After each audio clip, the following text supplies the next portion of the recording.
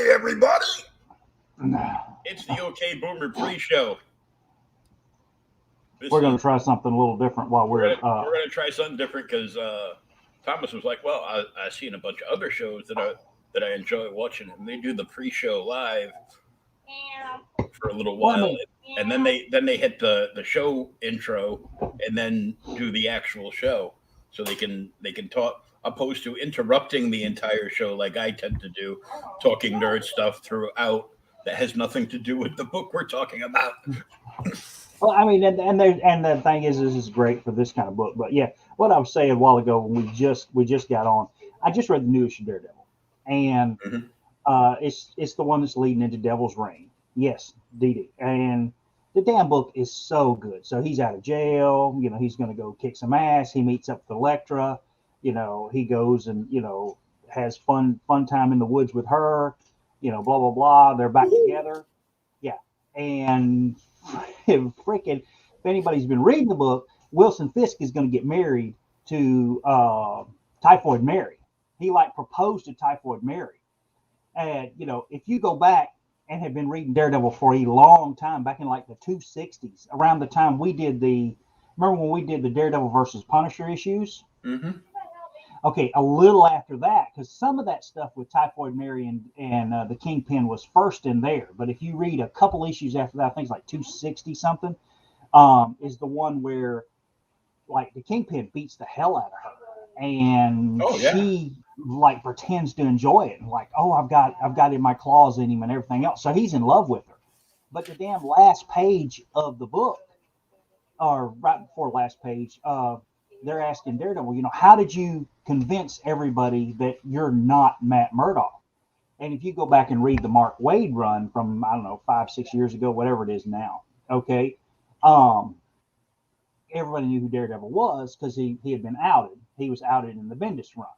Mhm. And Kilgrave had a bunch of Fucking kids. Bendis. He had a huge bunch of kids. Yeah, he's evil son of a bitch. He had a ton of kids. He had like 10 or 15 kids. And Mhm. they all got together, and he said they basically used their powers to make everyone not know that Daredevil was Matt Murdock anymore. So that they either forget it, or if they see like a newspaper article or something else that has his secret identity in it that reveals it, it's blank. They don't see anything. And the last freaking page of the book, Wilson Fisk and Typhoid Mary are up at their getaway in the mountains in the Catskills before or after the marriage. He's got some secret files that he keeps up there away from the city, and one of the files is Daredevil's. Basically says Daredevil's identity on it. And Wilson Fisk is looking at it, and he can't see anything. All the pages are blank, and the last panel of the book is just him looking out, pissed off because he knows something's going on. And I'm just like, he's the best character in the book. I mean, as good as the book is, Well, the crap that's going on he with he Wilson is knew amazing. before Matt was outed. Thank you, Bendis. Yeah, yeah, Uh, Before Matt was outed in that run, uh, yeah. Back in the not the Frank Miller, yeah, Frank Miller run when he did Born Again. but he knew who he was back then, and of course, Typhoid knew who he was because she was sleeping with him. She was sleeping with him. She At was least one of the her laundry was. list. Yeah, the laundry list of Daredevil's ex girlfriends. I mean, it's just you know, And and I that's was what the I whole. was watching the old Daredevil today because I don't know if you've been watching the Hawkeye series, but I watched the first episode. That's all I've had a chance to. I do know that Wilson shows up in it, and now I've apparently heard the spoilers that DD shows up in Spider Man. I haven't heard that. I I obviously won't be going to watch Spider Man Yeah, because that whole Daredevil run you just uh, talked about is basically the exact same plot run for the for this Spider Man movie. You're gonna make everybody forget who I am. yeah. Only hopefully it's well 99% audience reviews has got to be better than freaking One More Day. I mean, somebody shared in one of the groups I saw the other day. They shared the one that got me is, I mean, when I was little, teenager, whatever, dating, didn't have a girlfriend, whatever, and Peter Parker got married. I know they rushed it a little bit in the comics, because they had to get them married in the I comics still have before they were married. it's beat to hell, but I still have that comic book shop promo poster for the wedding that the store. Sweet. Like it's ripped like on all the seams, like from the fold. Yeah. It's ripped and everything, but it's one of the original ones before they said, "Hey, we can reprint that thing and we can make a bundle selling these to people that want it." It's like, yeah, you can. Oh yeah. But Well, and then they did two of them, didn't they? Did they one with Spider-Man and the one with Peter Parker? Because they did the two different covers. They did one cover of the 21 is with Spider-Man and one was with Peter Parker. Yeah. But the thing that gets me, so they got married around that time. I know it was fast because they were going to get married in the comic strip that was actually running in newspapers. So they had to do it in the comics first. So it was a little rushed. But after that, Mary Jane has her issues in the book, but she's always with Peter. If he feels bad, she's there to perk him up and everything else. And to me, it was always like something really good finally happened to Peter. But then everybody's like, well, let's take all of that away from him because it gives you more interesting stories when he's not, he's not tied to Mary Jane. He can date 5 other chicks and everything else. I don't want to be ugly, but in the Spider-Man run from like 200 to say 280 or something, I had my, late college years swinging Spider-Man days. When he went into the damn skylight and Bambi and them were freaking sunbathing on the roof. That's gone. He's married to Mary Jane now. Read 300 besides for the Venom story, which is absolutely incredible. Read 300 and see what Mary Jane does to freaking cheer Peter up. That doesn't happen anymore. Somebody else shared another page from a later issue of Spider-Man. Same kind of thing. With he's just had the hell beat out of him and wakes up to her. And she makes everything as better as it can be. And they took all that away because it was more, same thing with damn Superman and New 52. Oh, Superman doesn't need to be married to Lois Lane. Blah, blah, blah, blah. It's bullcrap. And then when they did the Superman and Lois series a couple years ago before Rebirth, dude, it's so good. When Jonathan was still a little kid before Bendis made him 15 damn years old. Yeah, Bendis wanted to I got to make him older so I can do a Superman in the Legion story. And then I want him to stay older so I can turn him gay and make him in a relationship with a gay YouTuber. I'm like, really? Did it have to be YouTube? Is he a YouTuber in the comic? Yeah. See, but what it is it's more shameless inserts because the character that they use is an actual YouTuber. So they use this kid and his sexual preference and everything else. So they insert him into the magazine. Is he getting paid for this? Probably. They probably did a deal where, he could keep promoting the thing. And he's it's just comic book persona in there, but he's still in it. So do you think he's not getting like cases of copies of that book? It's not like they're selling. I don't know. I have dropped so many new books. I didn't even pick up the Devil's Reign book because it's a miniseries, the Daredevil Devil's Reign. I probably should have. I was debating on whether to go back and order it or just order the trade when it comes in. Because I've been reading Daredevil for so long. I got a freaking complete run of Daredevil. So, I don't miss Daredevil. I've been reading it since I was like 12. It's crazy, 30-something years. Same with me, but I dropped Batman because I'm like, look. I did read the new Batman with Lex Luthor, who's now financing the Bat International group or Batman International people. All bullshit. Yeah, I know. But I mean, hey, I like Lex. So I'm sorry, nothing and nothing then exists for me in comics after the year 2000 now. So I got to get you, see if I can get you a PDF copy, something to send you Animal Castle so you can read it. Animal Castle is awesome. I mean, it who puts it really, out? really is. Ablaze. Oh yeah, I won't get it then.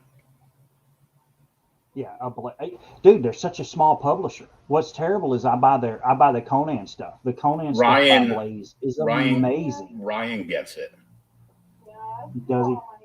or he was getting it when we were still publishing articles, but now it's like,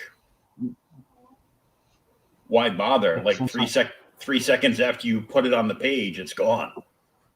Yeah. Well, I don't know. I mean, I don't know. But I mean, I'll see if I can find you a PDF or something. I'm trying to order me a copy. It's like the new hot book. I went to order some the other day, and First Prints are. I saw a double listing for First Prints, the regular cover and an alternative cover, and they were going for $100 already. It's been out 2-3 weeks.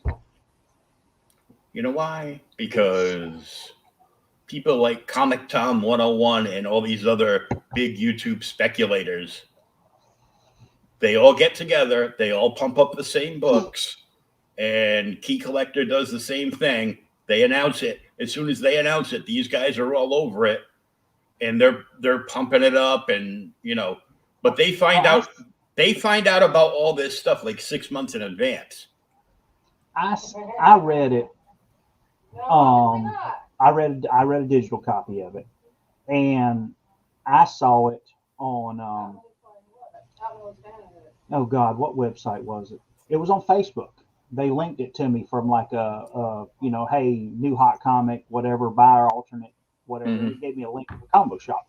Well, I followed it, and then I was going to buy it, so I'm like, no, I can't afford that. Let me go get a digital copy, make sure I want it before I drop $100 on a brand new book that just came out. They are reprinting it. I did order the new. I did my pre-order the other day, and I went ahead and pre-ordered the third issue. But it was $100 there. And did I read it? Yeah, I read it. Like I said, I read a digital copy. It was incredible. Really good book. Plays nice on the freaking deal, the whole Animal Farm thing, everything else, and it's great. What are you studying? Who, me? Yeah. Well, like you're staring at something. Yeah. I was just checking Facebook because I had a notification, and it was up because now the tabs at the top of the page, one of them is news, or as I like to call it, the true misinformation. So apparently, Rudolph the Red-Nosed Reindeer is being decried as problematic by viewers. Because they pick on Rudolph? Gee, I wonder what Alphabet Army group did that story. Oh, God. Give us a not safe for work thing. Oh, wait, let me get it. See, last night I couldn't speak my mind because my daughter crashed my stream with Sean. School vacation. With the at the Seanzilla art show. Yeah. Yeah, I saw he did. Was it a Black Widow he did the other day? Yeah, it looked pretty bad. Before he even finished the piece, it was sold. Really? Yeah. It figures. I see he does what I really like, and it's already sold. Well, if there's something you want, let me know, and I'll get you guys together. I just made him an admin on my StreamYard account because you can add like team members. Yeah. And because I have a paid subscription, I could add him for free because he needed to be able to use it anyhow because he needs to like pre-record stuff for his Patreon to make Patreon videos and all this other stuff, and that plus that way he can use this. I told him, I go, you just got to think of a name for a show before you start doing it. But you can do like like the middle of the afternoon, you're working on art, just go impromptu live, whatever you want to call it, just call it that, so I can categorize it on the YouTube page. And the dude does that. I mean, I watch Steve Root a lot of times, and he does that. He'll just go live all of a sudden. Steve's live in 5 minutes. Like, wow. And you watch, and sometimes if you chat to him, he'll actually answer some questions. I've chatted with him once or twice on the page, but he is, anybody that sees my Superman picture knows he's probably one of my favorite artists working today. Yeah, he his company just has been like spamming my inbox for like a month now because of Christmas time. Hey, look what we've got. Hey, look what I've got. Turn pockets inside out. I was Moths come out. I had like the Moth. Remember he did that book? I wish that I had the money to get one of the custom. He had a special the other day. It was 11 by, I think it was like 11 by 14 colored Bristol board. Either head or full body sketch in color, and it was $600. I'm like, if I had $600 to just blow, there's my Galactus money. But I don't have $600 just to blow right now. If you have $600 to blow, let me know, and you can send it this way, and I will send you like 3 or 4 long boxes of random books, random comics. If you got them, trade them in someplace like an antique store to get other stuff.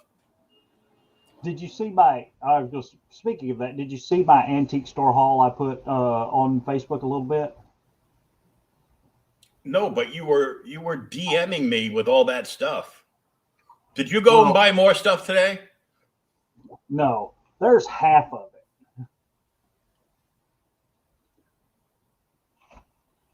And some of it's some stuff I bought from another auction. Like, look, the first appearance of composite Superman Batman.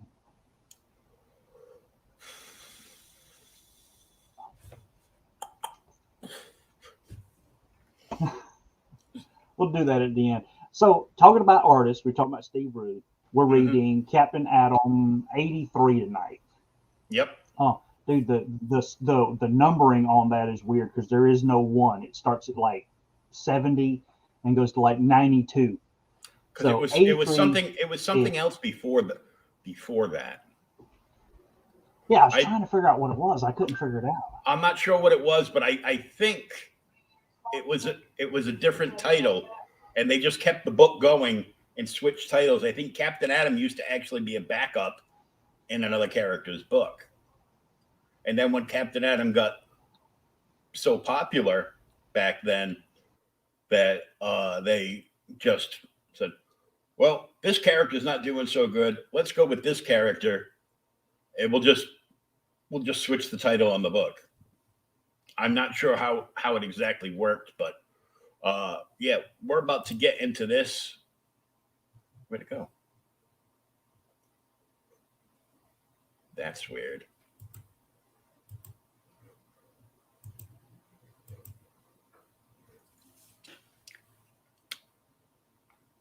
Now I hit it, but all I can see is the outline on the screen of where that's taking up, but I can't see the book. Can you see the book? Oh, we got a problem.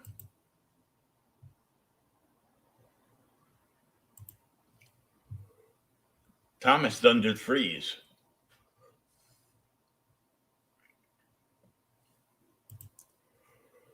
Okay, people. Well, I will attempt to entertain our viewership while I DM Thomas and find out what's going on. Let's see. Come back. You froze. Oh, there he is. Hello? Nope. So I think I'm going to have to kick guest. There we go. All right.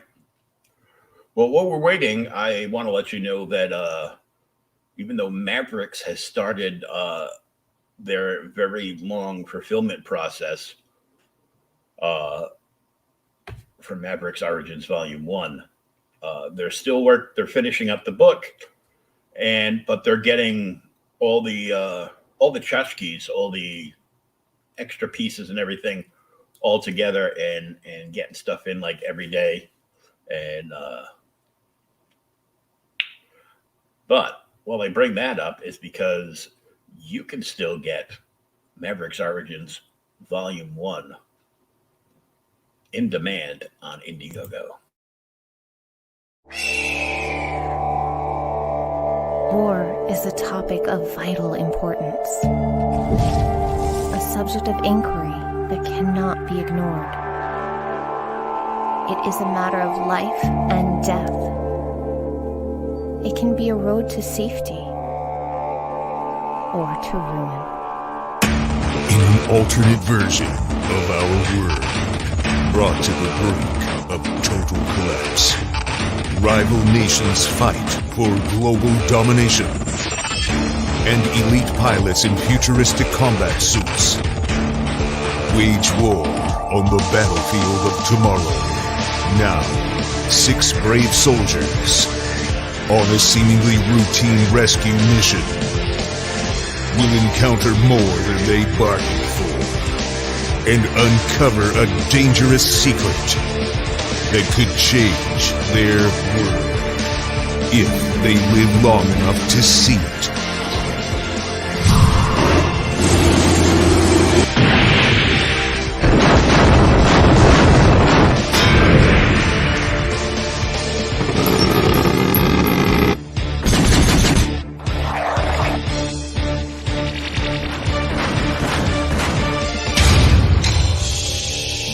Mavericks Origins Volume 1.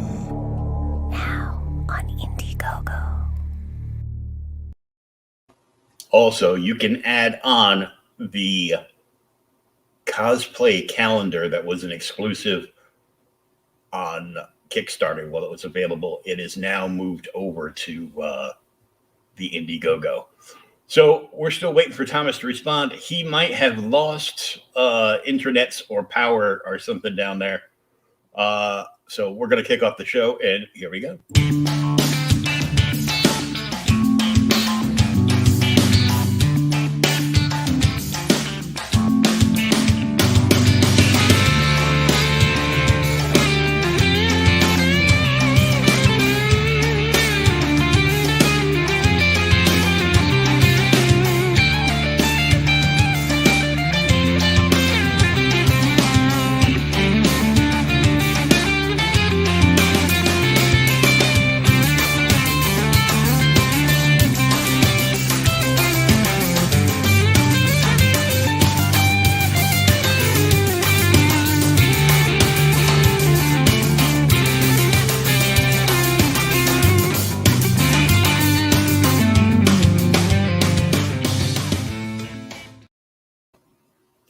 Hey, welcome to another episode of OK Boomer, the podcast, where we hit the virtual spinner rack to take a look at books from the Golden, Silver, Bronze, and Copper Age.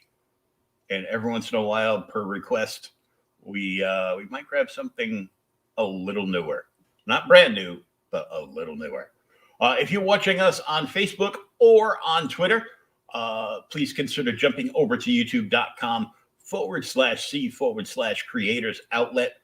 Hit that subscribe button, smash that bell for all notifications, and check out all the hundreds upon hundreds and possibly thousands, I think thousands, hours of content. There's older content on there that we no longer do. There's what's in the box segments. There is Creators Outlet, of course, OK Boomer, which has actually been going a little longer than Creators Outlet, and the Seanzilla Art Show as well. And Sean is now an admin on the channel on the StreamYard platform. So he will be having more stuff coming, impromptu, like afternoon talk and draws where you can ask him questions while he works on stuff. And yeah, subscribe. There we go. Boom. All right. So I just talked to Thomas. He is rebooting his computer because he froze. But we are talking this. Captain Atom. So this is Captain Atom issue 83. Thomas and I were talking. Captain Atom doesn't start at number 1. I suspect that this was another title, kind of almost like the Hulk thing, right? Where they switched everything over. They kept the numbering, but they switched the title of the magazine. So I think this was a different character before Captain Atom on this run. And then when they got rid of that character or moved it to like a backup or whatever, and they made Captain Atom the star of this particular magazine. This is also the very first appearance of Ted Kord, the Blue Beetle. Yes, the same Ted Kord from the DC Universe, of course. Captain Atom and Blue Beetle and a whole bunch of other characters DC bought off of the aforementioned Charlton Comics. So this is the very first appearance of the all-new Blue Beetle.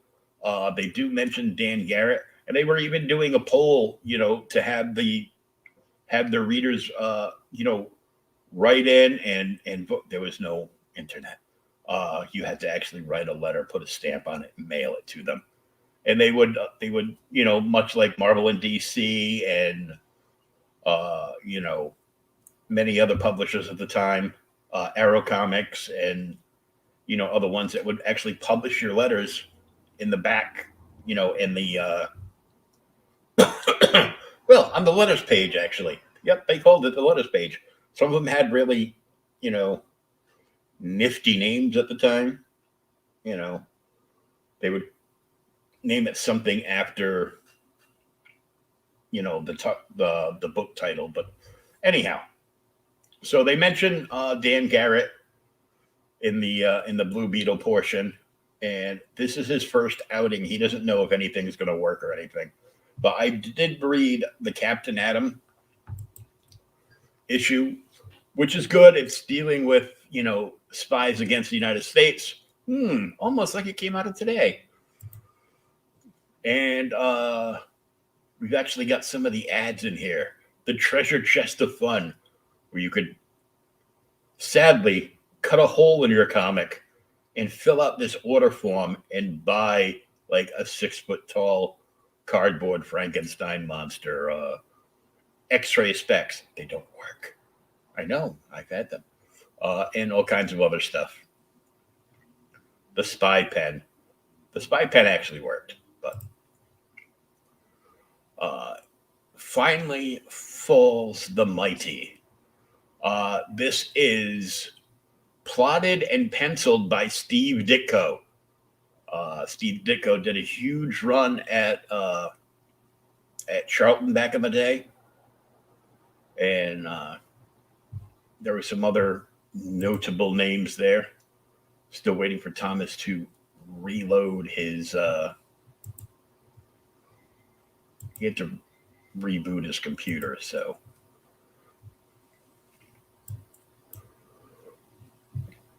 So, this bad guy right here, Captain Atom couldn't prove anything, but he questioned his loyalty.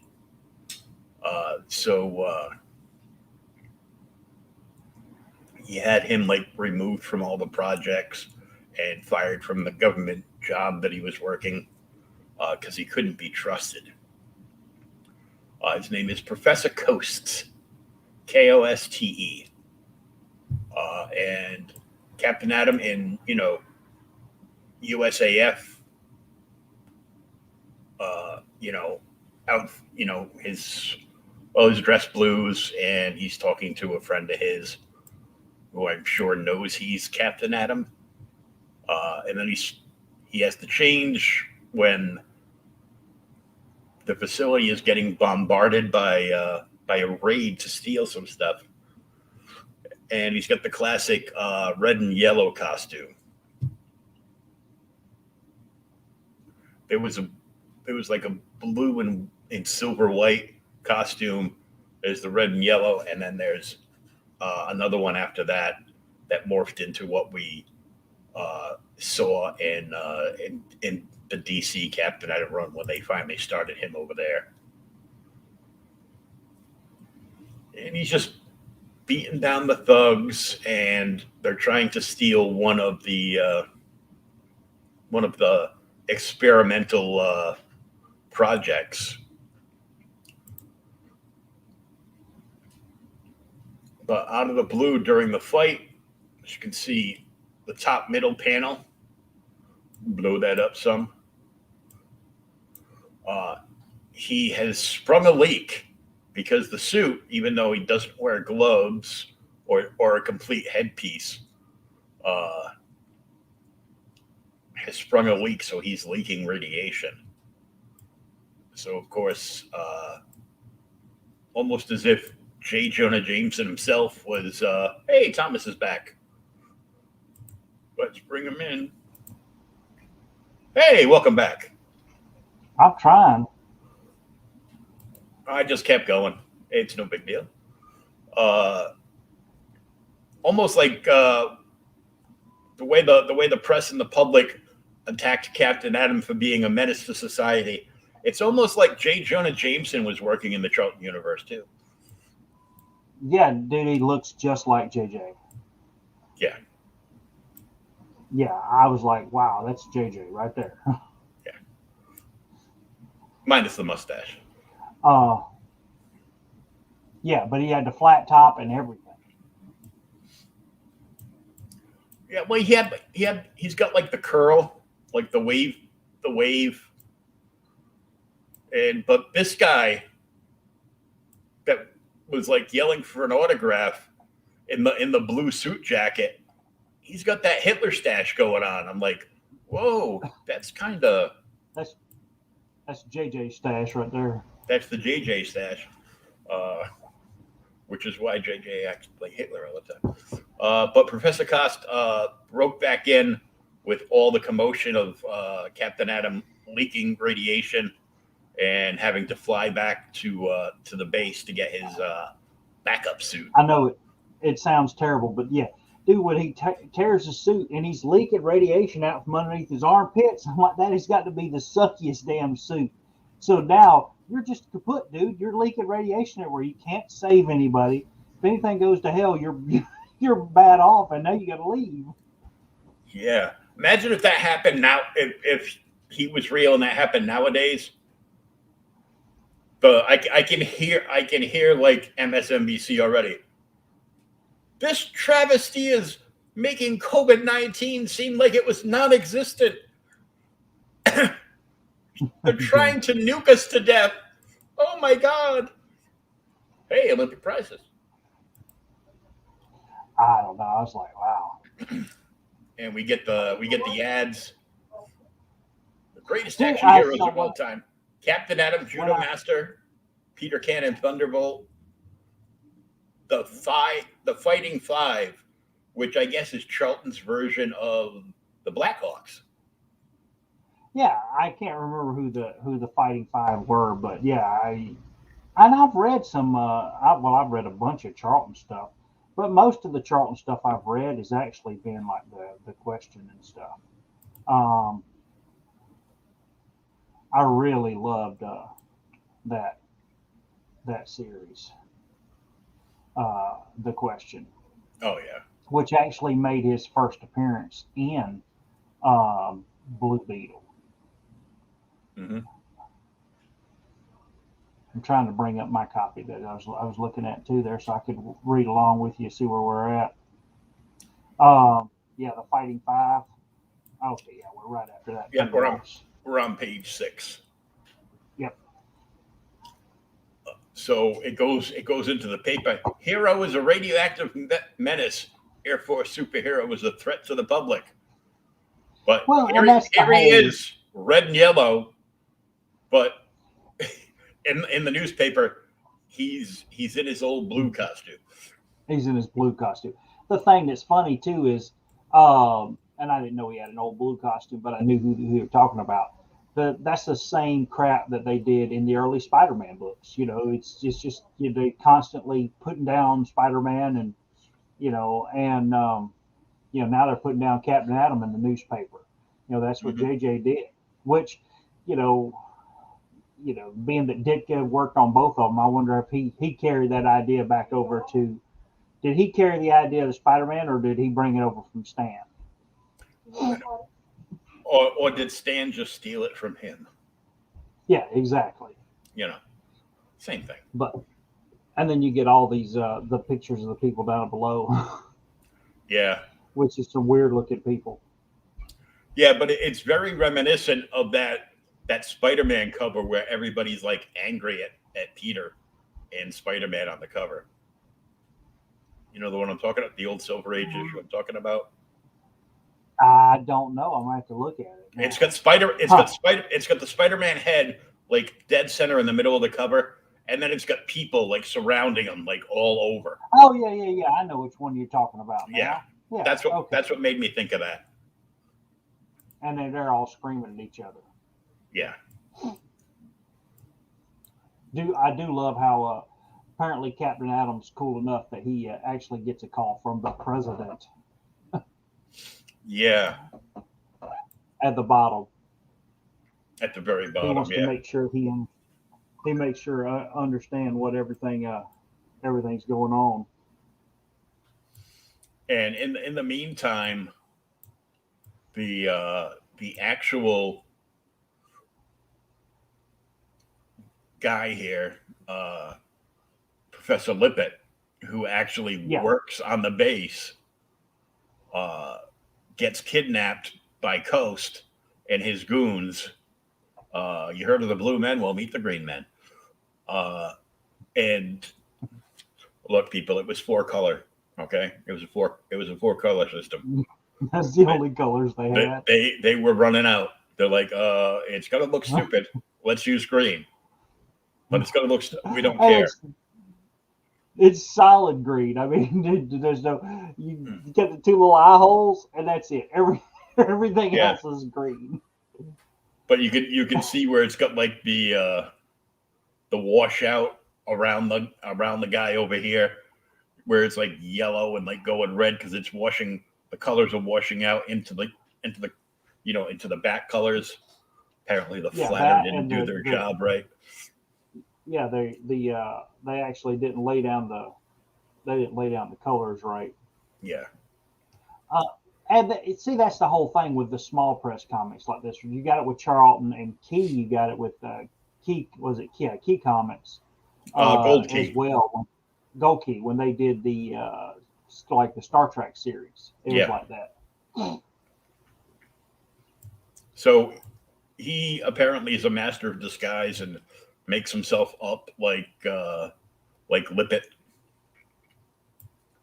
and sneaks in, and then Captain Atom shows up. So he thinks his goose is cooked, and needs some kind of distraction.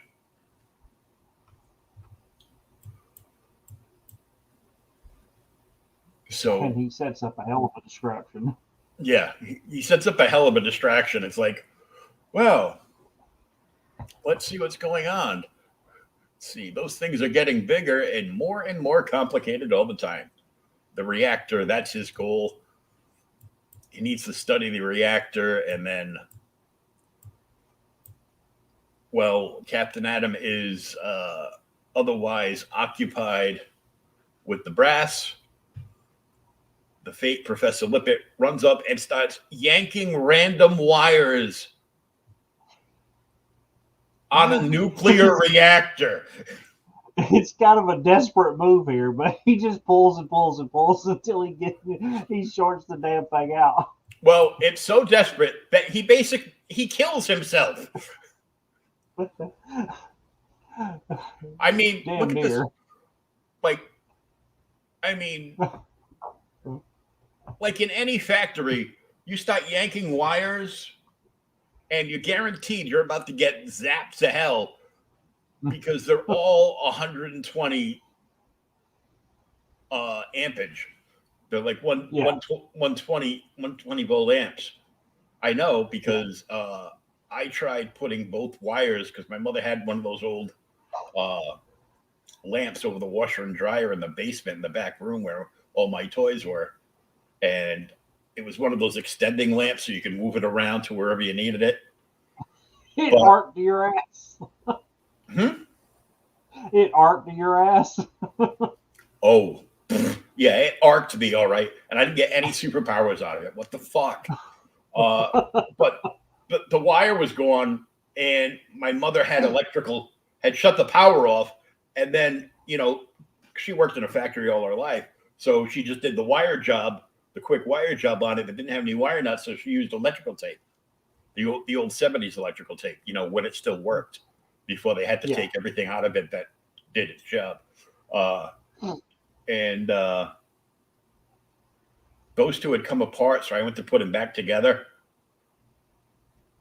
And I wasn't holding the rubber coating on the wires. I was holding the wires, trying to twist them back together. I would have been called out on Twitter like crazy if a picture of that had gotten onto the web that didn't exist at the time, because my face and hands were completely charred black from getting amped. Like I got amped against the wall opposite the washer and dryer and bounced off and went across like the concrete floor. And I guess all the lights in the house flickered. So my mother came running down the stairs and she sees me on the ground. Hey! Sorry, Ma. What happened? I don't know. Were you touching this? Uh-huh. People don't understand how bad electricity hurts until you get hit by it. You have no idea. It's like, well, I've been hit by a taser. Okay. Now take that same taser, put it on auto on, and throw it in the tub with you. And even that won't hurt as bad as this. It's terrible. So yeah. He damn short circuits the thing, gets knocked down, and of course, as soon as that happens, the damn reactor alarm goes off. And Captain L was like, "Oh my God, it's the reactor!" So the military base is like, "Holy crap! All the controls are jammed. They're jammed because Dumbutt pulled all of the wires out. He can't control it anymore." They're not jammed. They've been disconnected because he yanked all the wires out. Yep. So the reactor is going to go out of control. He was hoping to become Electro, and they're like, nope, the other company owns that. Damn it. Yeah. So he's like, we've got to evacuate the base. And Captain, I love the expression is really good here, where he's like shocked. He's like, hey, God, we've got to get down there. I've got to try and stop the reactor from going off. Yeah, his teeth are gritting. Yeah, I like that middle panel. His pupils are dilating. Yeah, that's a good panel. This, ladies and gentlemen, is an oh shit moment. Yep. I can't even quite kind of like remember the whoosh, the whole like explosive atom behind him, which we also see this exact same thing years later at DC behind Firestorm. Yeah. When he does the change. Yep.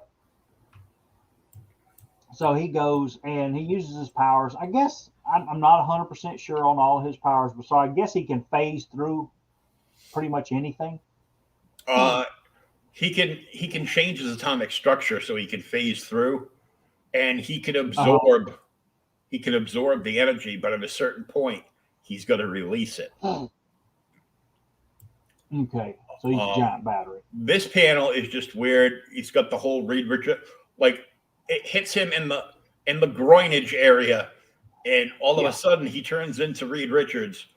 Like he's stretched up here and down here, and then it hits him here, and his leg goes boingy, boingy, boingy. Well, and the thing is when you look at stuff like this, I mean, Ditko is so influential, and a lot of people are just like, he's just the greatest artist of all. He is really good. Page layouts, pacing, all of that. Mm-hmm. But his figures are really, to me, his figures are weird. That's what gave Spider-Man that weird look, and if you like, you're the big creeper guy, and the creeper's arms flailing everywhere. That kind of like lanky feel to him. He gave Spider-Man that lanky feel because he was supposed to be like this little snot-nosed kid. He's not a very big child, which is why Flash and everybody else slap him around at school. So, somebody he's lanky, he's unwieldy, all that.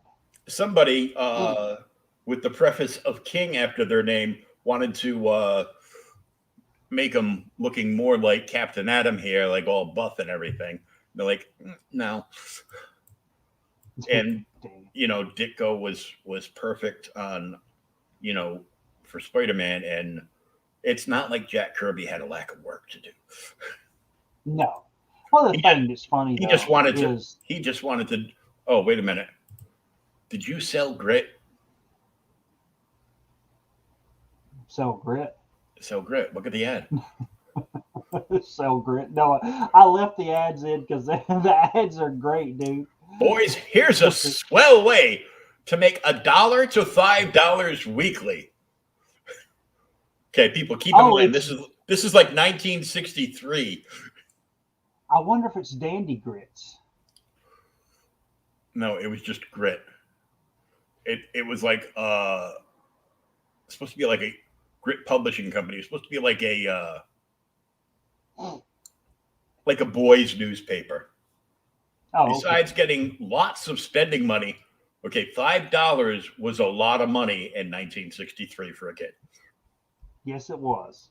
Winning prizes, selling grit gives boys valuable business training in which to help them become successful men. Many of today's leaders sold grit during their boyhood. Grit will help you get started in a profitable business of your own. We will send you papers. You pay only for those you sell until you know how many to order. You will also receive easy to understand selling points.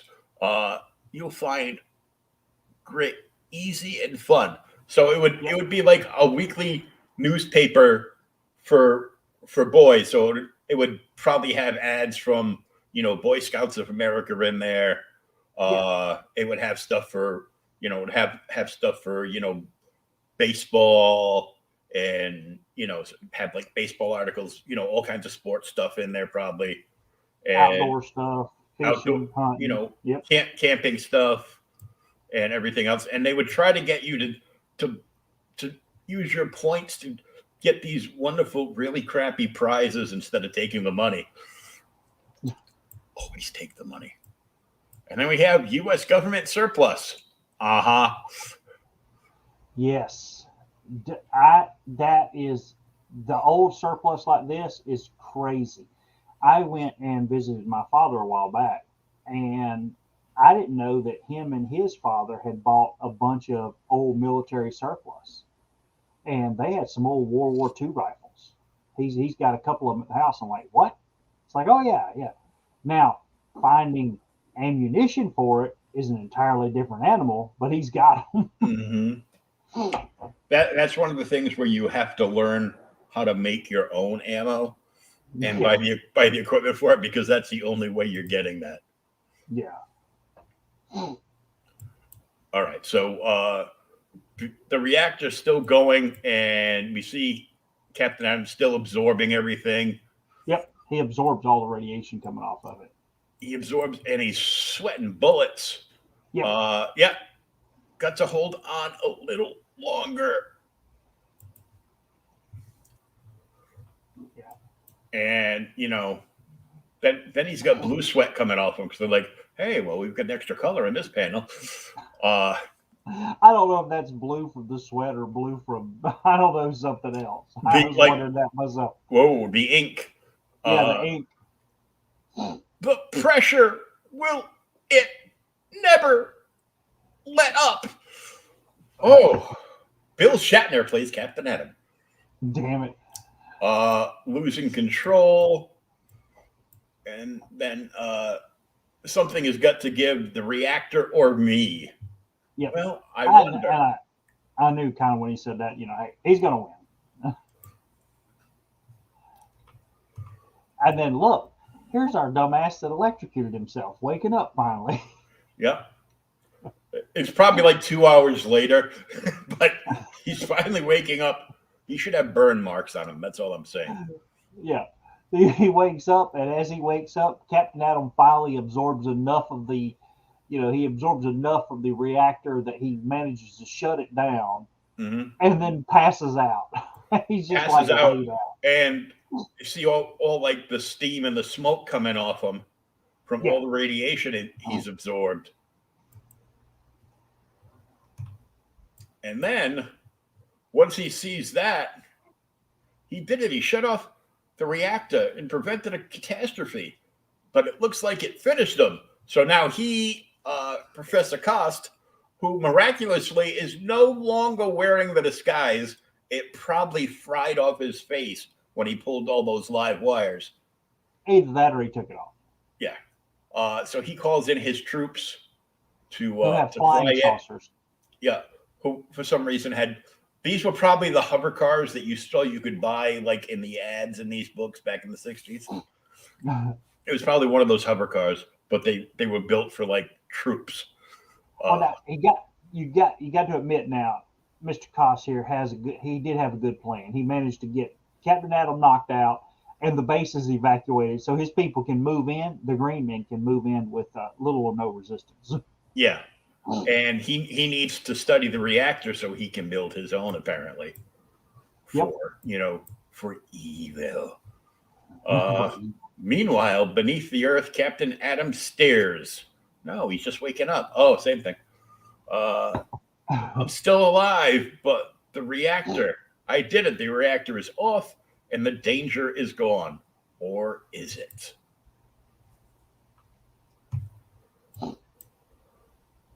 So he spots Cost and his men, and he's getting all ready to phase through the wall and stop them.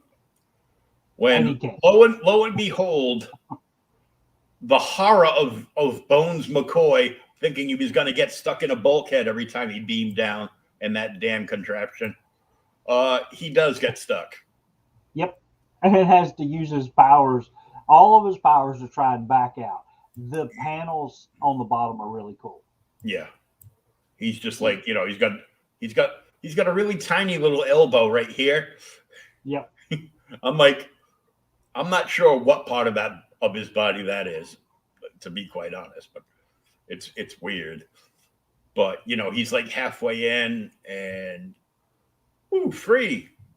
But he doesn't know what happened because now he can't really use his power. He's got like no powers left. He's been completely drained. Yeah, he can't phase. He doesn't have any, no super strength or anything else. And here come the Green Men in Cost. They're like, hey, get him. And he's like, I don't have to have my powers to attack you. So, he starts the fisticuff. And then here's our, as he starts the fisticuff on the next page, you can see Ditka's really, like strange, gangly action scenes as Captain Atom and the Green Men fight. Mm-hmm. Yeah, because he goes, well, just because I don't have my powers doesn't mean anything. I still remember how to fight. Yep. And he did pretty good for a little while, considering there was probably like 24 of them. He's like swinging with both hands. Got a little Spider-Man pose going on over here. Yep. Swinging around that damn pole he's trying to pick up. Yeah, he's got a little Robin swing going on here because Robin would grab anything and swing around to gain momentum to hit somebody bigger than him. Tags another one, and he starts sweating more because he goes. Yeah, he's getting tired. Yeah, as soon as he says, "Can't take too much more," boom. Well, you're all done. Yeah, because now everybody starts beating that. On the next page, they just lay into it. Oh yeah, like Yeah. right here. There's you see nothing but green fists coming at your face in this panel, which is kind of cool. It's like here's a POV. This is what it looks like to get your ass beat as Captain Atom. It's funny that this Frontier cabin for $1 has my name on the door because I actually not this cheap cardboard one, but I actually had like a plastic log cabin when I was like 2 years old. My mother bought and put it. It was for Christmas, either for Christmas or my birthday. It was so close together, and put it together. And I used to play with it in the living room when I was like 2 years old. There are two things on that page that I remember playing with that the kids don't like. Not the Frontier cabin, but like Lincoln Logs. I had those. Yep. And stamp collecting at the bottom, dude. I remember I used to have a damn book of stamps like this. Mm-hmm. But yeah. Captain Atom goes out. It's got all the I'm about to pass out little popping bubbles there. Yeah, he's losing consciousness, and he finally falls out. Agreement. I did it. I defeated him. Stop gloating over him, you fools. Take him out to one of the hovercraft. I'll be by after I study this reactor. And then we go into the prelude here. And meanwhile, miles away, two strange-looking hands wrap around a metal bar and crunch. Yep. Nothing can withstand the power of iron arms. We're going to make a little trip to see Professor Cost right now. That's got to be the suckiest supervillain name in the history of sucky supervillain names. And next issue, see the dramatic changes in Captain Atom. Conclusion, meet Iron Arms. You will miss an explosive wind-up. Don't miss After the Fall, A New Beginning. Something makes me think that this is the new Captain Atom suit. The gray one? No, this Metal Arms. There's a chance that this could be the new Captain Atom. I don't know because I haven't read 84. Oh, okay. But because it would almost make sense because he wants to go after Professor Cost, and the metallic arms could be a big beef up if his powers are waning. The metallic arms could do a lot for him. Not just there, but probably if it's like a metallic suit, it's not going to rip. Yeah, which is what he desperately needs. Yep. And now, Captain's Column. It's one of the old letter pages that I was referring to while you were away. Did you read the letters page? I read one. Yeah. Dude, they were serious. They were serious in the letters page. Well, back when we were kids, it's like, everything was serious as a heart attack, man. Yeah. I remember, being all serious, like enthralled because she was beautiful and hot. But it was serious shit because it was Wonder Woman. And my mother would laugh hysterically through the episodes, and I would get mad, and I'd miss the episode and get sent to bed because I would have just hit my mother with a pillow. Damn it. Throw my pillow from And then here's the Blue Beetle. Yeah, here's the Blue Beetle. This is what we we started to read this issue primarily for the Blue Beetle and got the Captain Atom story as well. Yeah, might as well. This is the So new Blue concept and Beetle. art by Steve Ditko and the script Yep. by Gary Friedrich. This is Ted Kord's first appearance in comics. And yes, they do refer to Dan Garrett, the original Golden Age Blue Beetle. Yes, once or twice in the story. Yeah. So world tensions and international crisis are temporarily forgotten in a large seacoast city as more domestic troubles steal into the city's limelight. All kinds of bank robberies and everything else. And Ted Kord, much like he was in his early DC run, he's a genius. He's a tech wizard and everything else. And he built the Bug. And it's got some cool stuff that I don't remember in the other Bug, but hypersensitive antenna, and it hones in on like burglar alarms and police scanners and everything else. Yeah, to tell him where crime is, so he can go fix it, or go try and stop it. Yeah, and nuts, wouldn't you know it? Nothing but a bunch of late shows on TV. So he's using the antenna to watch TV in the Bug. And right up here, we see the handheld grip. That picks him up later in the issue. Yeah. Oops. And then the antenna takes up the corner here, and there's Citibank being robbed. Well, they got plenty of money. Who cares? What's in your wallet? Shots, that means action. So he takes off and he hooks up the line and the remote and drops the seat slides back in the cockpit, and he drops straight down and is controlling everything through the handle. This is his first time out. So remember, oops, got a little too close to that building on my first time out.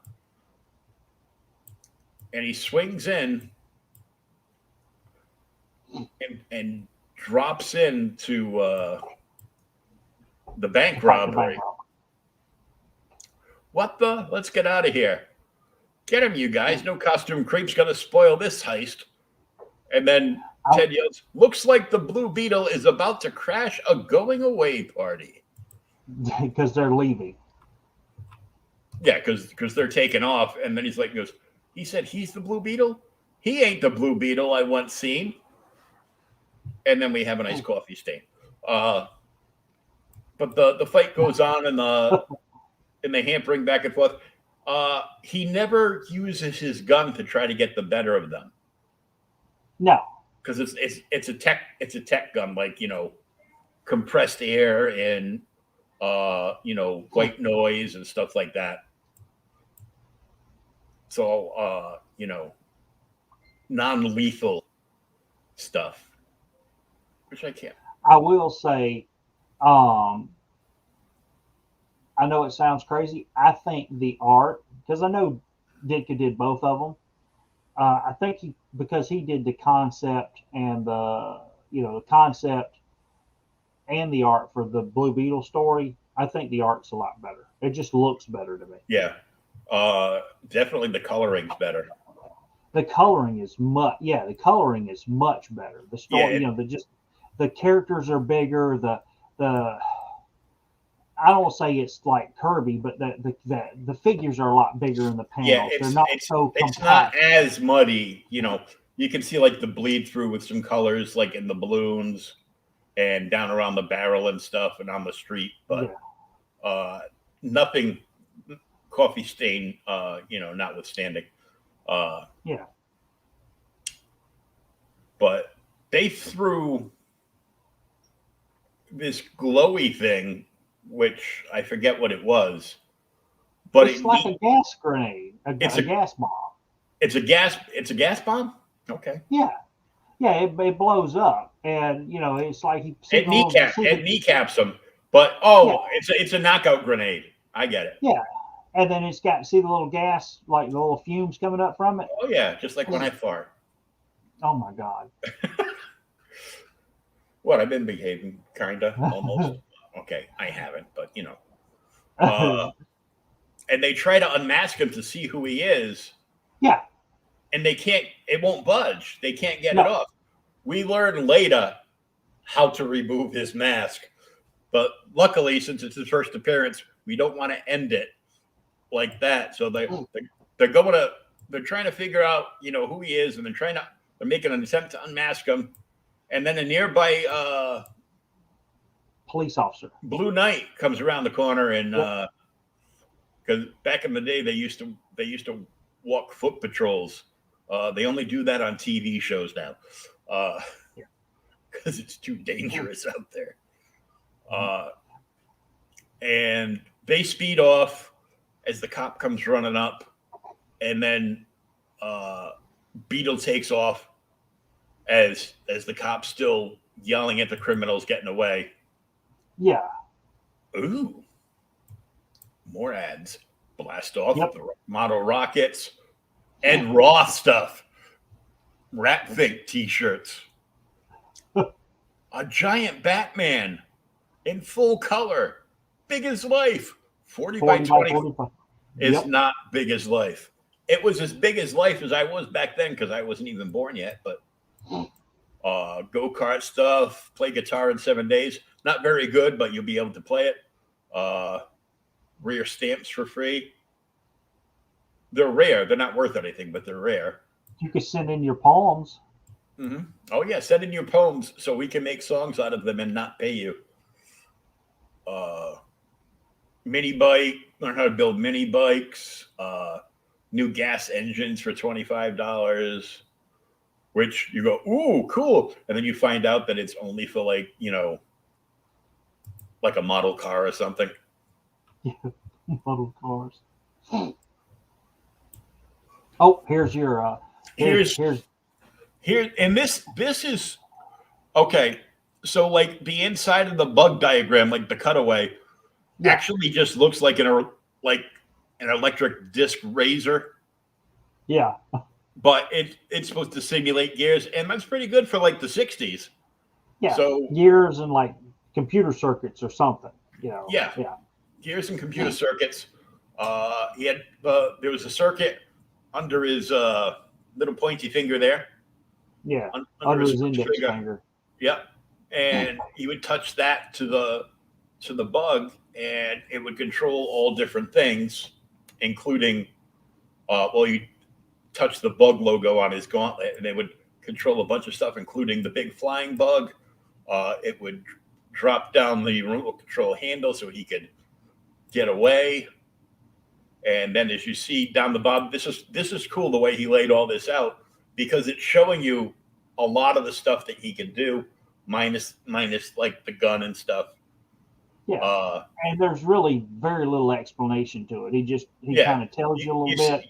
You see the speed lines underneath him as he's getting yanked up into the thing, and you can see the chair scooting under him, and even the body of the bug like turns sideways so he's not hitting buildings. Yeah. So that was pretty ingenious for back then. Yeah, he was trying to think of everything out. And the bug, you get to the next page, the bug even has like magnetic little clamps on its on the feet to pick up the car. Yeah. So they pick up the car, they start shooting at him. The other guy's telling him, jump out. He goes, without a parachute? Are you kidding me? And then he turns him upside down, which basically somebody got peed on in that car. That's all I'm saying. Somebody got peed on. Well, do you doubt it? A giant robot bug picks you up and turns your car upside down. Either somebody got shot because everybody was holding a gun, or somebody lost control of their bladder. And now, because of stuff that happened, it's almost like they ran into Bugs Bunny. Don't shoot. We give up. Just don't let that Beetle guy get a hold of us again. Damn it. And, When he drops him off at the police. yep, he flies away, and then you get the explanation. Good thing they couldn't unmask me. If they had known about the clasp under his chin, so he touches his index finger the same as he did to the bug, and it pops the clasp of the mask off at the bottom. That's the only way to get it off of him. Yeah, so I'm guessing his mask is like some kind of metal or something, because it's obviously not cloth, and that's what he uses to pop it off. I think it's like a stronger like weave of cloth, Or Kevlar or something like that, maybe. Then. Maybe something. I don't know if they had Kevlar back then, but Yeah. something strong and like super sturdy. But when the clasp attaches to it with the gear ratios and the headpiece, that it would just tighten it up so much that you couldn't get it off if you didn't have a key to the lock. Yeah. But they end this with, what new adventures await Blue Beetle? Only you, fellow Charltonians, can say, for you hold old Blue Beetle's fate in your ever-loving hands. Be sure to drop us a line and let us know what you think. Be sure to vote yay or nay. And if you want to learn more about Blue Beetle's amazing transformation, well, who are we to knock the opinions of the masses? See you next ish, baby, we hope.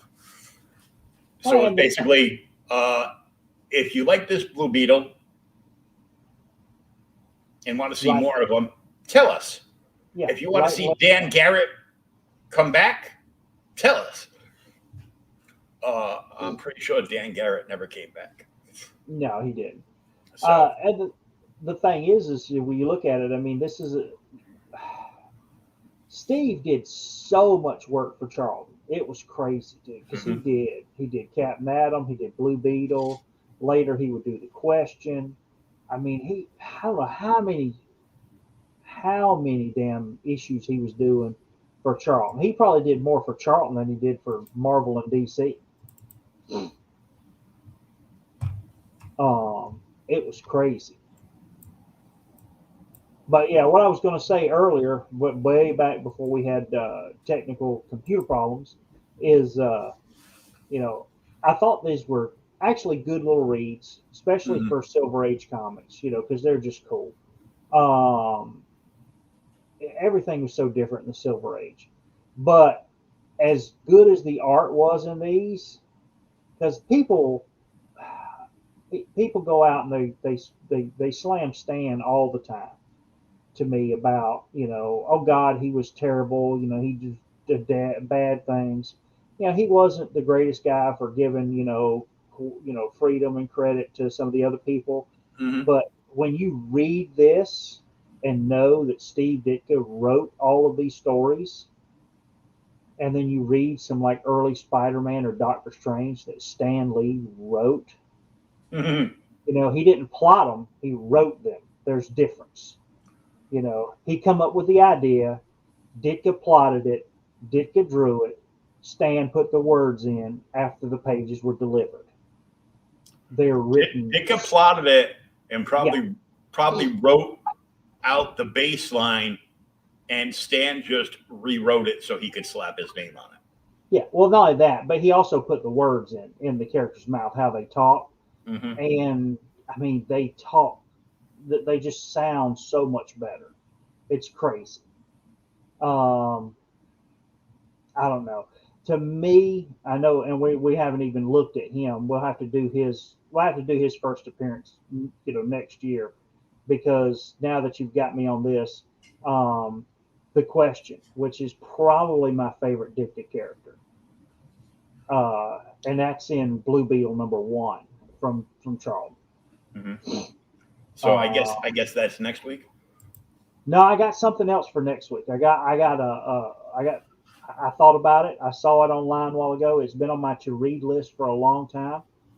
And if I can share, I'll show you. I've actually got a copy of it here. We'll try the share thing again. I don't know what's going on with it today. Can you see it? Hold on. Just share a window. I'll just take a sip of my coffee.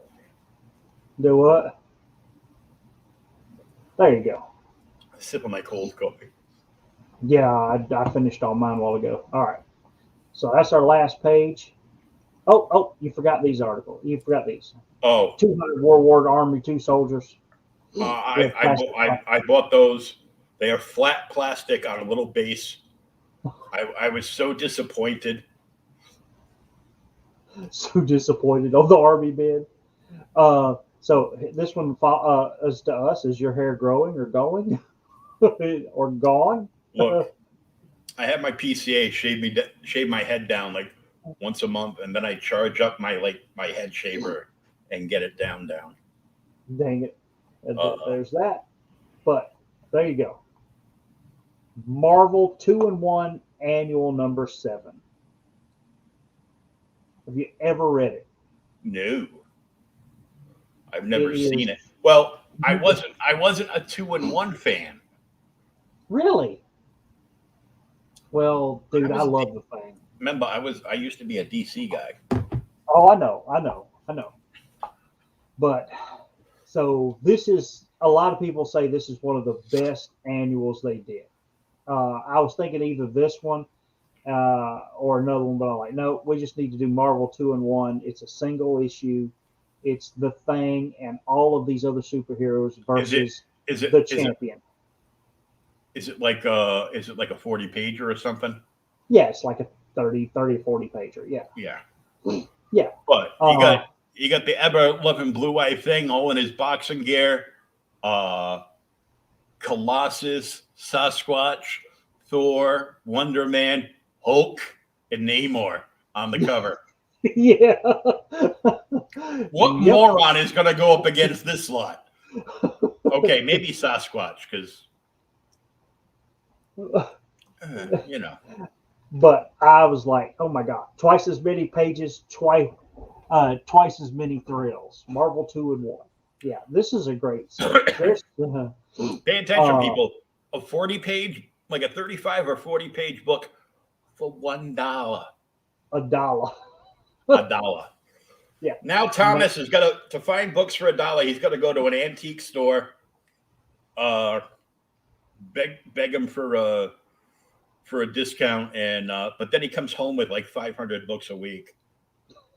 I hate you. So I'll show you. I'll do the stop share. I'll show you what I got for some of them. Well, before you show yours, I got something in the mail today, so let me show you. What'd you get? I've been collecting like all the bad idea books, but then I had to contact Jen over at Space Cadets and be like, I was wondering if Odin's Eye #1 was still in my folder because it wasn't in the package you sent me. Okay. Odin's Eye, they turned around, Dinesh and Warren turned around and allocated Odin's Eye. Okay. Because it turned into such a hot book. Like all the speculators started talking about it. You need to get your hands on this book. So people started ordering, but they were only ordering Odin's Eye. Now you would think somebody who's been ordering since before they released their first issue should actually get a copy of that issue. But I guess she had so many people sign up and she might not have been doing the polls. Somebody else might have been doing them, and I didn't get one.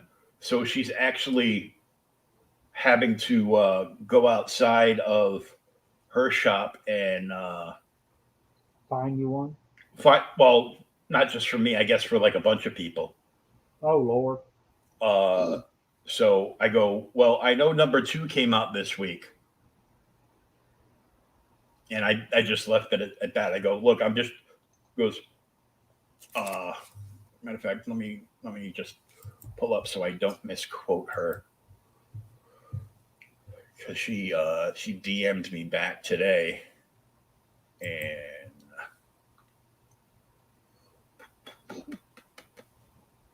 where the hell is it? Oh, there it is. Yeah, I was like, hi, I was just wondering why the Gemini mailer I just recently got didn't have a copy of Odin's Eye #1 from Bad Idea. I wasn't sure whether these 3 books got wrapped up in the mailer before that came in, and that one was just sitting in my box, or what. I just happened to I just wanted to make sure that I got a copy of it at all. Thank you and Merry Christmas. And it's like, we didn't get enough to cover everyone, so I'm having to outsource. I'm having to source them elsewhere. Patience with me as I fill them. You go, no worries. As long as I get one, I'm a happy camper. I mean, I haven't read the books that I had bought before my health condition, and the coma and stuff. So it's kind of like, it's not like I'm there yet. So I'm still like reading a backlog of books. But what I did get in is this double feature, which it's a Bad Idea double shot. It's got the Refuse and Last Resorts. Great cover. But it was $10.25 for the book. Oh, sweet. It is a nice cover. It is a nice cover. I'm not sure if it's $10.25 worth of nice, but and I had gotten Pirate Queen 1 and 2 before, and this is Pirate Queen 3. Pirate, as in Pyrate. I guess Disney has a trademark on pirate because of Pirates of the Caribbean or something. Huh. But got that one. I haven't read any of the other ones, so yeah, basically I don't see how they could trademark pirate, but maybe. And I just love the title of this book, and this is issue 2 of this book, Monster Kill Squad. You've got a bunch of monsters on it, like a Sasquatch and a big bat monster. Yeah. One would say, oh man. Who publishes that? That's Bad Idea. That's a Bad Idea? That's Bad Idea. That's Dinesh, who used to run Valiant Entertainment before DMG came in and said, nope, we're getting rid of everybody. Anybody that's pulling an actual salary is fired. And Valiant isn't putting anything out anymore. Yeah, they're not. They're like they just did what's his name? The Elemental I can't remember his name. They just did a crowdfunded graphic novel. They wanted like $35 for the paperback, and they wanted like $75 for the hardcover. Okay. And Valiant's got like a ton of, for a smaller publisher, they've got a ton of fans. I was a fan back in the 90s. And I don't like any of their new stuff. That's why I dropped a whole bunch of stuff way back in the day from Dark Horse, because Dark Horse turned everything into a mini series. Yeah. And I'm like, I don't want to buy a mini series. I want to buy an ongoing series. But that's all they do is they'll, well, this guy has a story. We like the idea. It should probably run for 9 to 11 issues. I go, you can't make it 12? Or just make it 10? Why do you got to make it odd? I don't like that. And, they'll come up like they're doing Hobbinger again. And the only thing that I saw that I was interested in, but I missed the first few issues, so I'm just like, it's just cheaper to buy it like in a hardcover trade, would be the new Shadow Man run that's going on right now. And the only reason I'm interested in that is because Cullen Bunn is writing it. Huh. I know, like his horror stuff. But Monster Kill Squad is written by Christos Gage. And the other ones I can't make out the writing because they do it. It's a terrible coloring job on the cover. Because they make the cover like fairly dark, and then they make the creators' names even darker in a different color. And I'm like, Yeah. well, So it doesn't stand out. obviously you don't want us to know who's doing the book. They must suck. Okay. Now show all this stuff that you bought at the antique store. About half of it. Some of it's not from the antique store, but most of it is. So I showed you that one earlier. Like I said, first composite Superman Batman. Mm-hmm. I did pick up one of these at the antique store and had to buy the series offline. I read the first issue and was like, man, this is good. Oh yeah. The Superpowers Jack Kirby run. Is that the first Superpowers run? The second one. That's the second one. The I've got a second couple. one. I've got a couple issues of the second one. Yeah. If you've never read the second one, read the first issue. It is incredible. The art is really good. Some of Kirby's best art. And I'm like, why is this in the dollar bin? And it's a good story. It's all freaking, I mean, look at these covers. So you get Darkseid. There's Darkseid, freaking Batman, Flash, and everybody's about to get fragged in that issue. Here's, Darkseid versus Superman and the rest of the Justice League.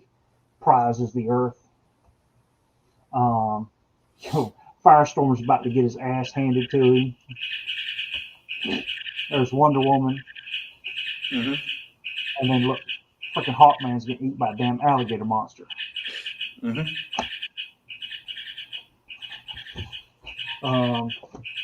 I got that wonderful reprint.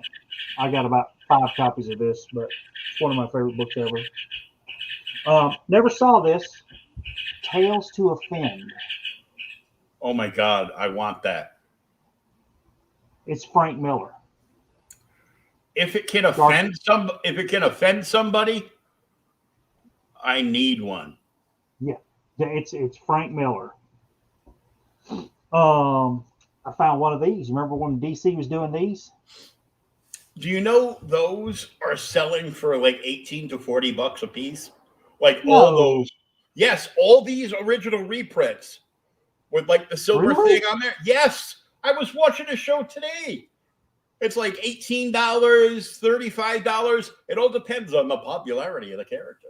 Well, that was a good 80 cents then, I guess. Well, Marvel and DC. Well, you got to figure like their new reprints, like the new facsimiles. Yeah. The day they come out, you see them up on eBay and Facebook Marketplace for Like You that.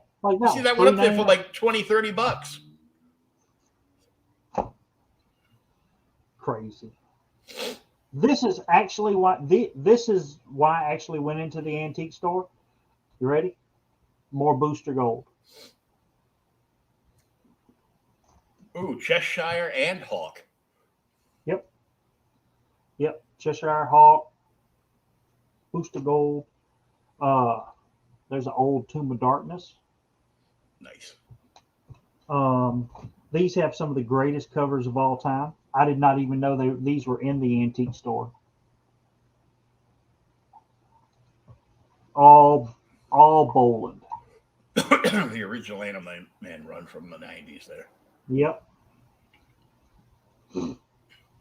I got Firestorm Oh, with Captain with- Atom. with Captain Atom. There he is in his gray suit. Iron Man. That's my favorite Iron Man costume right there. Really, the silver one. Yep. GI Combat, yeah. House of Mystery. Those things are so expensive. I bought 2 100-page House of Mysteries there. They had, I think, $4 a piece on them, but they're 100-page House of Mysteries, and both of them had reprints of a 1950, 53, 54 Phantom Stranger run in it. Do you know if you come across a House of Mystery with a Neil Adams cover, even in just good condition, they're still selling for like $25 to $35 easily. Crazy. Only because it's a Neil Adams cover. Yep. Captain America and the Prisoner of Zemo. Yep. Mike Zett. Yep. Iron Man versus Jack of Hearts. Yep. I remember seeing that one. This is all reprints, but Yep. DC Special. Yep. Damn, we just read this guy's book. Yep. That's a number. That's Modern Comics, though. That was the company I was trying to think about who reprinted like the Charlton stuff, and that's Modern Comics, because I got suckered in when somebody goes, "Yeah, I got the first appearance of this and the first appearance of that." They were all in Modern, though. And they were all in Modern. I go, "Oh, thanks for selling me the reprint of the first appearance." Damn it. Oh, I didn't know. Uh-huh. Some of these are from an auction I won online. Oh, thank you. Yeah.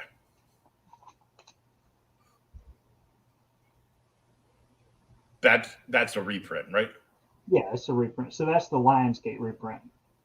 Oh, okay. I was like, it's still worth money, but yeah. I was looking for the True Believer tag at the top, and I'm like, what? No. He did not just get a 129. No, I don't have a 129 yet. It's on my to get list. I do have a non-reprint of this, but it's in like VG, maybe a little bit better shape than that. So it's at the middle grade of collectability. So even at the middle grade of collectability, you really don't need to read it. So I had to buy a facsimile. Mm-hmm. Fantastic Four King Size Annual number 6. Nice. Yeah. This is first Franklin Richards and first appearance of Annihilus.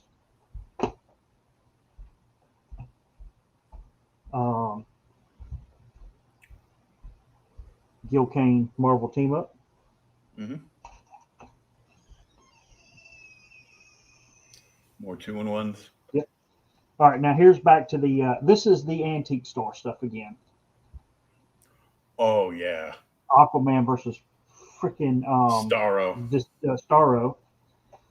This is sun faded, but it's a 93. So I said, let's go ahead and buy it. Mm-hmm. Yeah, I saw that. I go, ooh, that's so faded. Yep. But still. Next. Oh, good issue. Cool cover. Yeah, really? Somebody's about to get their butt handed to them. Mm-hmm. Nice. I did not think I would ever see one of these at an antique store. Mm-hmm. That's because those are her old boobs. Man Thing number 6. Nice. They had a bunch of Batman there, which kind of shocked me. Yeah, I saw that one. I've got that. Yeah. And I used to have that. I don't know if I still have it. Apparently, most of my older stuff is gone. That is, depending on the condition, I've seen that issue sell for about $50. Yeah, I've got a super nice copy of this, and this one was in the $8 box. So I'm like, okay, I'll buy another one. It's not as nice as my other copy, but it's not a bad copy at all. That's your reader copy. Yeah. Yeah, I saw that. She was a reoccurring character in Detective for a while. Yeah. There's a chance that might be a big book. Really? Actually, no. The one I'm thinking is when Batman and Robin are behind him while he's flipping the coin sitting on the couch is like a major book. Yeah, that's Deadshot. 314. Yep, Deadshot. Yeah. Not the first appearance of Deadshot, but still an early Deadshot. I love these dollar books They always had great covers. Yep. And I mean, 5 stories for $1. Black Lightning, Robin, and Batgirl as backup stories. Yep. Elongated Man backup. Check out this. Catman. Yeah, that might be worth a little something. Yep, I remember that one. Yeah, this is the last of the ones I'll show you because I got about twice this many. Yeah, you got to say something for next week. Oh, next week I'll have another whole stack. Hey, look, I didn't know. I went in. They were looking at me like I was crazy. I had this giant stack of comic books, and there were a couple people in there with like 1 or 2. And I'm like, yeah, damn. Did you people come to buy comic books, or did you come just to look? We're just here to buy one for our grandson. I told a guy that I gave a guy these books. They were there. They had some adventure comics, and I gave him these. I'm like, hey, dude, read these if you've never read them. There's some Spectre issues. Here's some with Alex Toth in them. All this is great stuff. You can read it. It's in the dollar box. These books are $1. He had like 4 comic books. He's like, I don't know, man. I just come to buy a few bucks. I was trying to watch my money. Hey, okay, what's the difference between $5 and say $7? You know, buy these 2 comic books. And I left them there for him, and I don't even know if he took them. I doubt it. Yeah, I mean, and that's the thing. It's just like if he didn't take them, if they're there when I go back, I'll pick them up for $1. And I think I've got both of them. But it's just like, you know, I know I'm pretty sure I got both of them. But I just like, you know, these are great books because it was one of the Fleischer Aparo Spectre stories, and the other one, like I said, it was a New Action Comics like 425. It's the cover with the Pegasus flying at the reader, and the guy's hanging from the blimp trying to shoot him with the gun. And inside you get the 4 stories. There's like a Western by Alex Toth, another story by somebody else, or 2 more stories by somebody else. Like, you can't beat it. Well, I got suckered into my buddy Tim from Hawaii was bitching about some of the CBSN shows, you know, where they're all putting like, you know, new stuff and like anything decent, like people, you know, actual collectors would collect. Yeah. They're not like taking offers or doing deals, or they're like, you know, top of the price range on all of them, and you know, not like it was for a while. So he told me, he goes, I like this show. I go, well, I know why he likes that show, because it's in the middle. It's like in the early morning and, you know, middle of the afternoon, my time. He's out in Hawaii, so it's nighttime for him. Yeah. I'm like, yeah, of course you'll like it. You're out of work. It's nighttime over there on the islands. It's like early morning over here for me. Come on. But I did buy one book because I found out that they were doing a like, if you're an old customer and you bought one in the earlier show, they were giving you a free book, like a free random book for Christmas. I'd never bought anything off them before. So as a new customer, I got a free book. So I bought I don't remember what number it was, but I bought an old Phantom Stranger. It's like $6. Yeah. And he gave me one of those, like almost like a DC special thing, like you know, but it was like, I think it was like Super Villains or whatever. I don't remember what it was. I just remember it's a free 100-page giant. So it's a free 100-page giant. Yeah. Yeah. So I got suckered in, and there were a couple other things in there. He had a whole bunch of Treasury editions in there. Yeah. Like Marvel Treasury #4 with Conan the Barbarian. Those are nice. That's the white cover, the #4. No. Isn't it white all the way around? No, kind of like beige. That might have been the interior. I don't remember. Okay. But he had the Shazam photo cover Treasury book. How much? wanted like $35 for it. I go, nah, can't do it. I ain't got that kind of money. Not today. Not today, Satan. Not today. I was gonna buy some stuff. There's an auction I usually watch. It come on Tuesday night. It was the end of the year special. I was gonna go on there and watch it, but like I said, I went to the antique store and I found all of this. I was like, holy crap! Well, I ain't got no money to buy anything on the auction tonight. And I would have been able to buy, I would have probably bought 10 or 15 books from him, and I got 76 books out of the dollar bin when I was at the antique store. And then I got a handful of books that weren't in the dollar bin. And you didn't really pay for shipping for most of them, so. No, I asked for a box and carried them to the house. The missus must be thrilled. Dang it! But so I take it that's a no.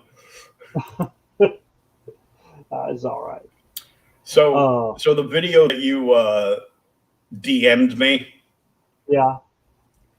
I posted it on a couple of people's pages. Oh Lord. Well, I posted it on Sean's page. Oh God. Oh my God. Yeah. What did they say? I should play that as we go out. No, don't play as we go out. Let's try and keep our family friendly atmosphere. But I'll get you the book, and then if everything holds, we'll be back next Thursday. Around 8 p.m. Yep, as always. Okay. Everybody take. Oh, okay. I had to shut it off because I turned it on instead of playing it. And it just would keep playing over and over again. I go, oh, that squeak toy.